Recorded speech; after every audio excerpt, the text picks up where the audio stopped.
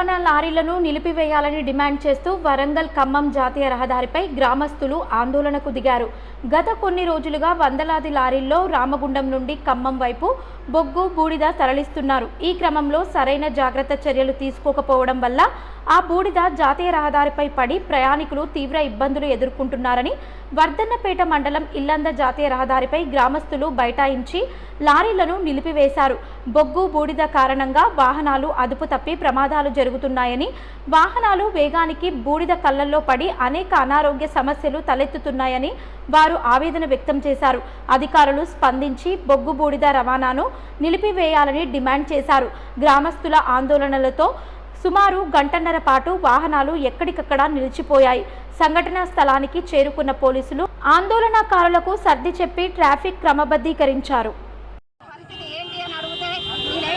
Madam నాకు తెలియదు అంటాడు. నాకు తెలియదు పోలీసు వాళ్ళు ఎక్కడైతే పాయింట్లు పెట్టిందో అక్కడ మేము స్పీడ్ బ్రేకర్స్ వేసినామని చెప్తున్నారు. ఈ స్పీడ్ బ్రేకర్స్ తీయాలి, లారీలను కంట్రోల్ చేయాలి. ఆ లారీలు దుమ్ము రావడం వల్ల రోడ్ ఎంబడి ఉన్న ఇళ్ళల్లో అందరూ ఊపిరితిత్తుల వ్యాధితో హాస్పిటల్ పాలయ్యి ఇప్పటికీ వేలు ఖర్చు అయ్యి అనారోగ్యాల పాలవుతాను. హాస్పిటలైజ్ అవుతాను. మమ్మల్ని కాపాడే బాధ్యత ప్రభుత్వానికి లేదా, పోలీస్ డిపార్ట్మెంట్ లేదా, రోడ్ వేసిన వాళ్ళకు లేదా, లోకల్ ఎమ్మెల్యే కూడా దీనికి బాధ్యత వహించాలి. ఇక్కడ స్పీడ్ బ్రేకర్స్ తీయించాలి, లారీలను ఆపేయాలి. లారీలను ఆపకపోతే మేము రోడ్డు మీదనే ఉంటాం, ఇళ్లలో పోము, వంట చేసుకొని తినము, అందరికందరం రోడ్డు మీదనే కూర్చుంటాం. రోజుగా తెల్లందాకపోతే ఇక్కడనే ఉంటాం. ఆ డిఎం ఇక్కడికి రావాలి, మా ముందు ఇక్కడ సమస్యలు పరిష్కారం చేయాలి. చేయకపోతే మాకు ఇక్కడ చాలా ప్రాబ్లమ్స్ అవుతున్నాయి. పిల్లలు, పెద్దలు, వృద్ధులు అందరూ అనారోగ్యాల పాలవుతున్నారు. మేము హాస్పిటల్ తిరుగుతాను. మా మీద మేము ఇప్పుడు రోడ్డు మీద నిలబడితే మాకు మీద కేసు పెడతామని పోలీసు ఆయన వచ్చి మాట్లాడతాడు. కేసులు పెట్టుకుంటే మేము పోయి జైల్లో కూర్చుంటాం కానీ రోడ్డు మీదకి అయితే లేవు.